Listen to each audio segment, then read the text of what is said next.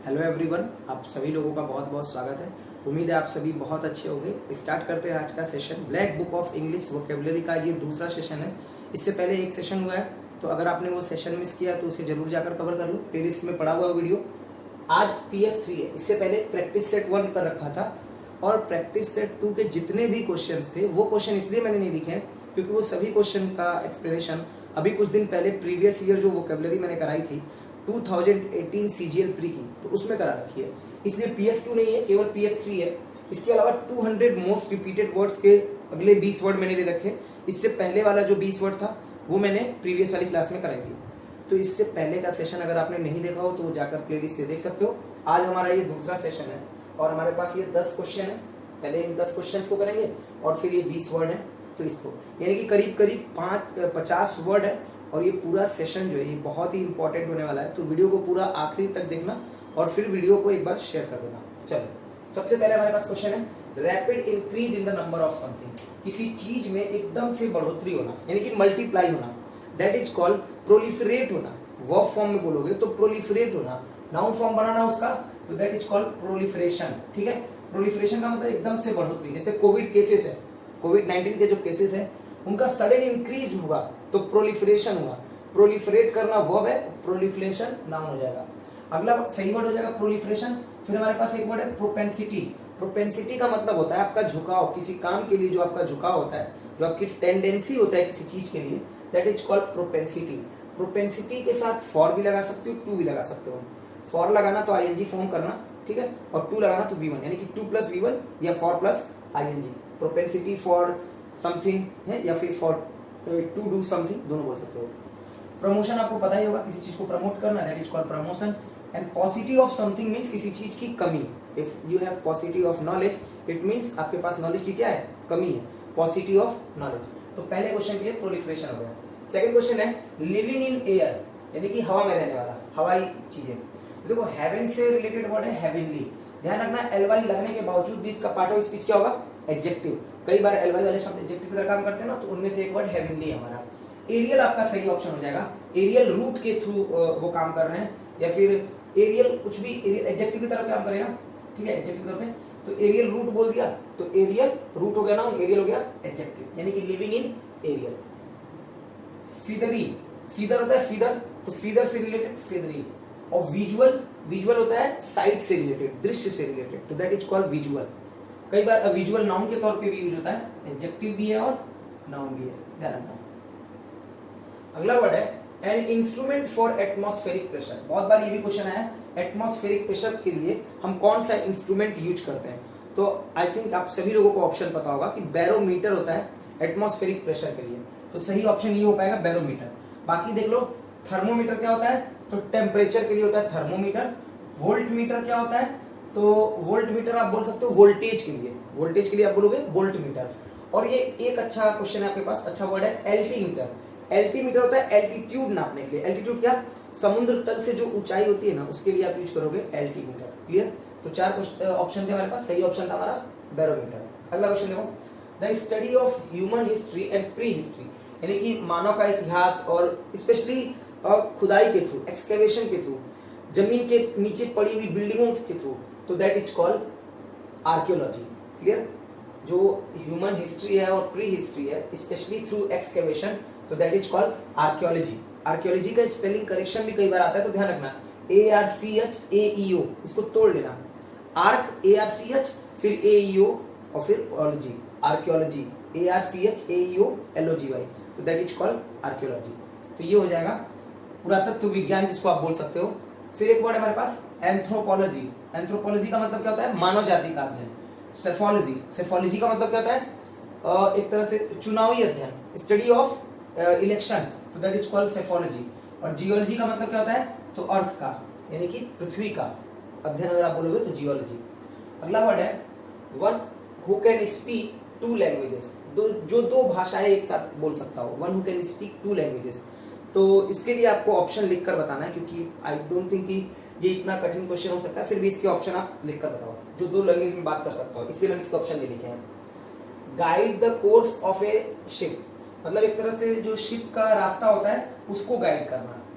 हमारे पास ऑप्शन है anchor, cell, navigate और ट्रेवल। तो देखो ट्रेवल का मतलब सिंपली एक जगह से दूसरी जगह पे जाना। अगर आपने वाटर का रूट ले रखा है तो उसको सेल बोल सकते हो, एक जगह से दूसरी जगह तक जाने के लिए। एंकर जो वर्ड होता है, एंकर स्पेशली जो समुद्री जहाज होते हैं तो उनमें एक लंगर होता है ना, उसको ले जाके कहीं जमीन पे गिरा दो ताकि जहाज उस जगह पे या नाव उस जगह पे रुक जाए, तो उसको एंकर बोलते हैं। नेविगेट का वास्तव में मतलब होता है दिशा दिखाना, दिशा कंट्रोल करना, स्पेशली किसी मैप के द्वारा या इंस्ट्रूमेंट के द्वारा। तो सही ऑप्शन हो पाएगा नेविगेट करना। अगला वर्ड है one whose hobby is stamp collection. तो स्टैम्प कलेक्शन की जो आदत होती है उसके लिए, मतलब जिसके अंदर एक हॉबी होती है, IST जितने भी सफिक्स लगे होंगे वो नाउन होंगे और उस पर्सन को बताएंगे। तो देखो उसको बोलते हैं फिलाटेलिस्ट, ठीक है, फिलाटेलिस्ट, जिसकी भी आदत होती है स्टैम्प कलेक्शन की। फोन का मतलब है साउंड, तो साउंड से रिलेटेड वर्ड हो जाएगा फोनोलॉजिस्ट। पेनजाइरिक एक वर्ड होता है, पेनेजाइरिक। पेनेजाइरिक का मतलब क्या होता है? प्रशंसा गीत, ठीक है ना, यूलॉजी जो बोलते हो।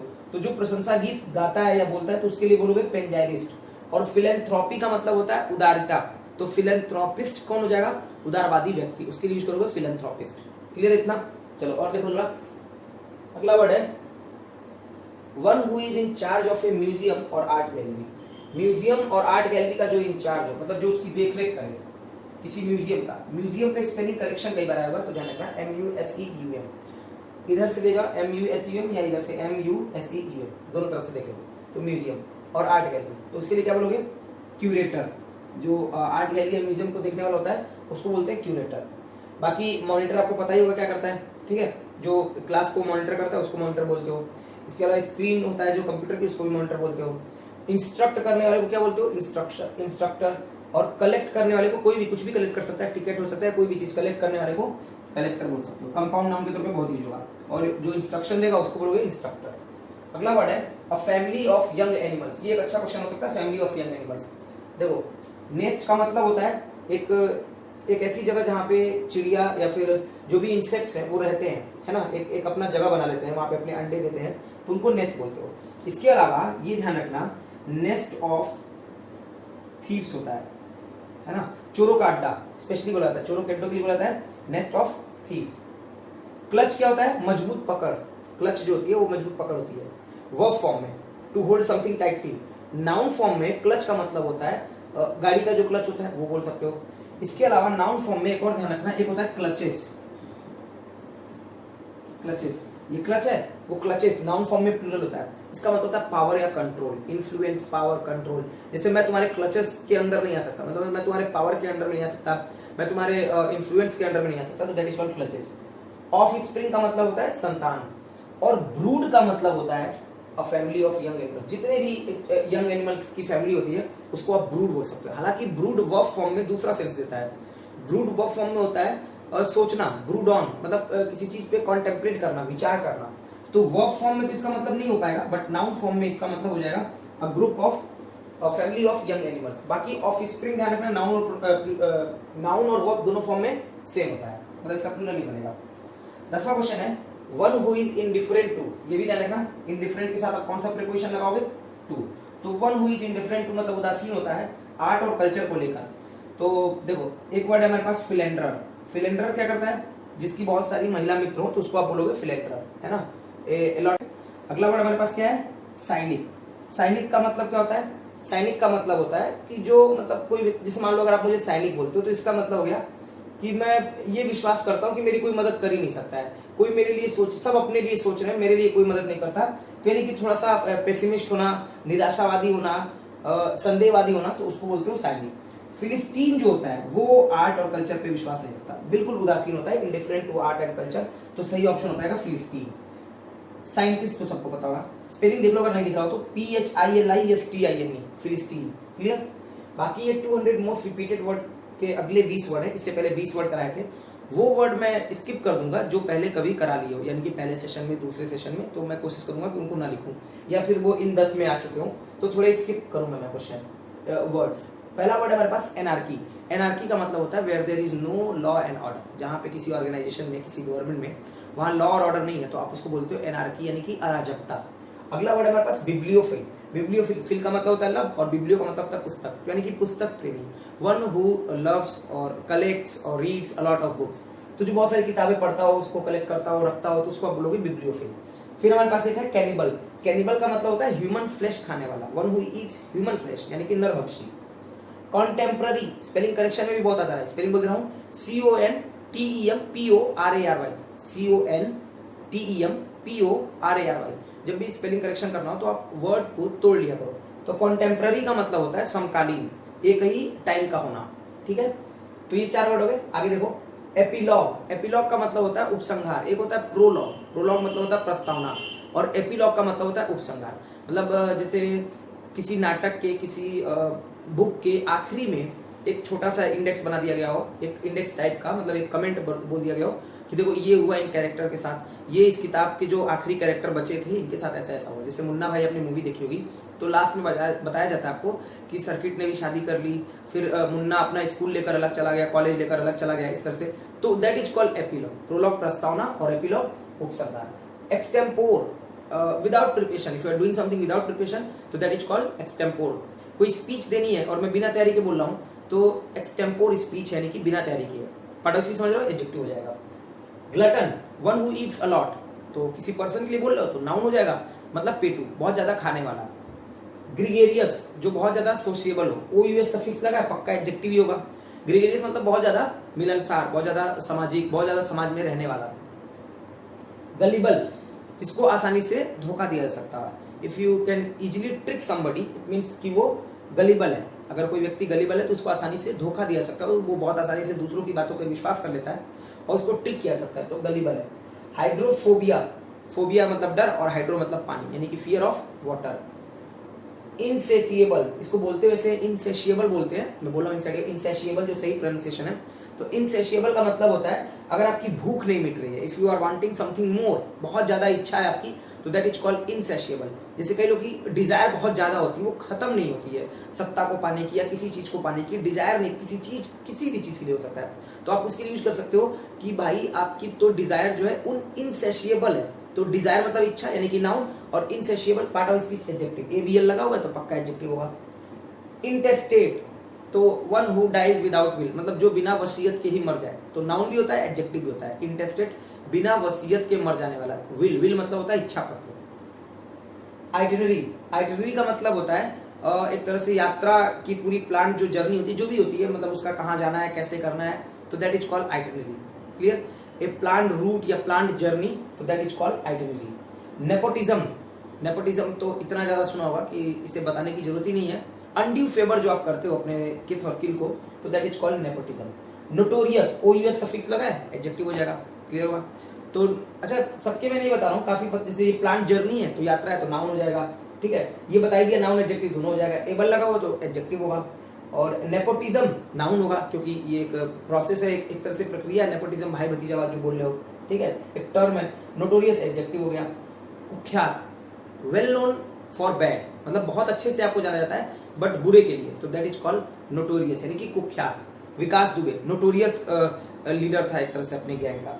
ओपैक, जहां से लाइट पास ना कर पाए, है ना, ट्रांसपेरेंट नहीं है बिल्कुल, तो that is called opaque. Part of speech adjective हो जाएगा। सैक्रिलेज, अब इसका पार्ट ऑफ स्पीच आप कमेंट बॉक्स में लिख कर बताओ, चलो एक का पार्ट ऑफ स्पीच आप बताओ, ठीक है। अपवित्रीकरण, हालांकि मैं हिंदी में जो शब्द बोल रहा हूँ उससे आप समझ गए होंगे। अपवित्रीकरण, किसी चीज का अपवित्रीकरण को बोला जाता है सैक्रिलेज। तो एक बार फिर से सुन लो। एपिलॉग बताया, उपसंहार। एक्सटेम्पोर स्पीच है तो बिना तैयारी की स्पीच है। ग्लटन है तो पेटू है, किसी व्यक्ति को आप ग्लटन बोल सकते हो। ग्रिगरियस व्यक्ति है तो मिलनसार व्यक्ति है।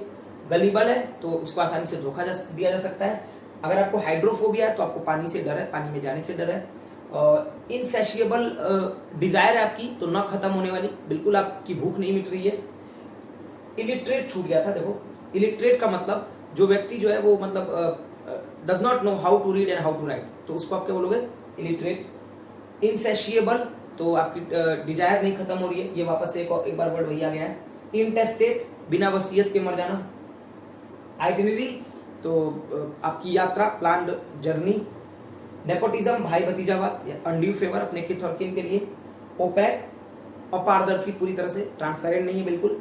और सैक्रिलेज, अपवित्रीकरण। सैक्रिलेज का आप पार्ट ऑफ स्पीच बताओ कमेंट बॉक्स में। और एक क्वेश्चन था, one who can speak 2 languages, तो इसका पार्ट ऑफ स्पीच बताओ। उम्मीद है कि सेशन बढ़िया लगा होगा। अपना ध्यान रखिएगा। नेक्स्ट सेशन में फिर मिलेंगे। अगर आपका कोई कमेंट्स है, कोई सजेशन है तो इस वीडियो के कमेंट बॉक्स में जरूर दो। वीडियो को शेयर करना ना भूलना। आज के लिए इतना ही है, नेक्स्ट सेशन में फिर मिलेंगे। अपना ध्यान रखिएगा। आप सभी लोगों को